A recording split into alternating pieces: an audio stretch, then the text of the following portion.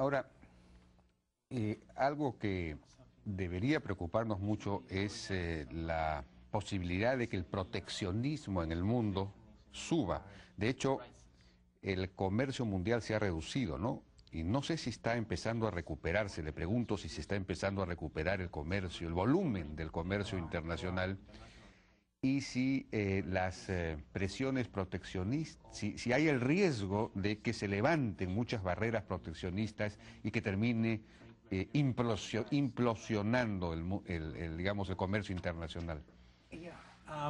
I don't think that the decline of trade, both in itself and as a proportion of, world GDP or world national income, can be put down to protectionism. And I'll say why, in fact, you see this relationship, the tremendous decline in trade. Part of it has to do simply with the fact, if you go back, you'll see that trade as a proportion of national income in the world was rising dramatically. And that was because production was getting internationalized in a very big way. So like a car, all kinds of parts would come from all over the world. And each time they went from one country to another to have a little fender put on, another place where they would put on windshield wipers, another one. Each time the bulk of the car would be treated as part of part of the volume of trade. But the value added, the amount that you would add at each stage, is a very small proportion of the total value. So you will see internationalization of production leading to very rapid growth of trade relative to GNP. So when you go into reverse, and when GNP is declining, trade will be also falling faster than that. It's just the engine going into reverse. But protectionism hasn't broken out. What has happened, of course, is that, remember, this is a double crisis. It's also a financial crisis.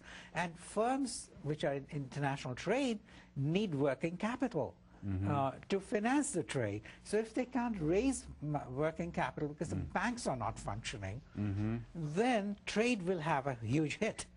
Right? And actually, there's a very nice study of Japanese firms whose exports collapsed and how they were tied into specific banks which had collapsed first. So 30% of the Japanese export performance was, according to this study, hit by or reduced by the financial sector. So that has really led to what we call in American slang double whammy, twofold effect: fall of income and the lack of availability of finance. And the reason why protection is still not really broken out in a big way is because of the nature of the world economy today, exactly the interdependence which I was talking about. Today, if you look at every state in the United States, every province, you have export interests. People are exporting all over the world. So when people come and ask for protection, immediately the exporting interests go and tell President Obama, look, we're going to lose markets in a big way.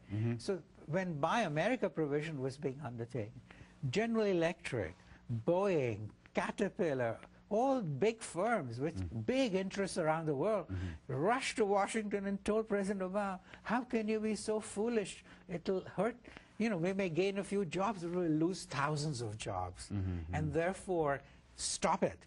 So he tried to modify it a bit, but the pressures are immense. So I think we need to really worry about the potential outbreak of protectionism. But so far, it has been contained because of this fear on the part of our own industries in every country that their markets will be affected by way of retaliation. So that's a good side of what has been going on. But the politicians have to really wake up to it. Claro, el problema es que Estados Unidos importa mucho más de lo que exporta, ¿no? Pero el presidente Obama en ese sentido debe tener muchas presiones de los sindicatos y de otros intereses.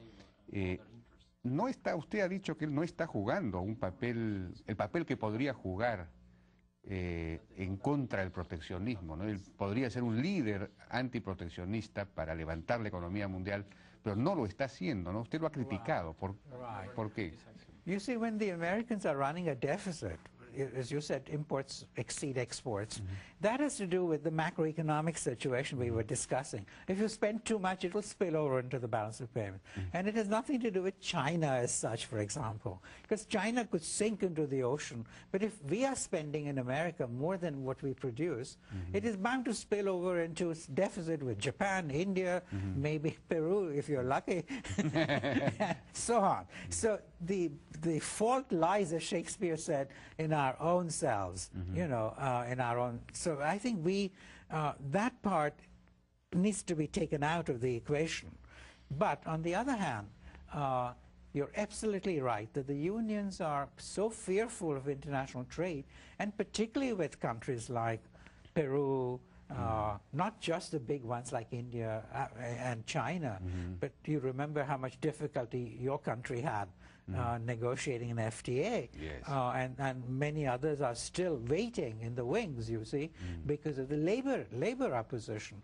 And unfortunately, labor is, because it's so fearful, is trying to stop all kinds of trade liberalization, and even is in favor of moving backwards into more protectionism. So, you know, and I don't think there's any evidence which supports their fear, but, you know, there's this Russian proverb which says fear has big eyes, and I also add to that, you know, an Indian punchline, and I say fear also has deaf ears, because when you're frightened, you don't listen to reason. And I think the president has not really sat down with these guys and said, look, you're not justified. And besides, it's very unlike Democrats to say that as soon as the emerging countries like Peru and so on start exporting, you then want to, you know, say, look, you can't do that. So you're denying the new countries and the, you know, relatively poor countries the ability to export and grow their way out of poverty. That is not Democrats. That's supposed to be Republican. Muchas gracias, profesor Bhagwati, por su participación en la Hora N. Thank you. Muchas gracias. Thank you very much. Vamos a una pausa y regresamos.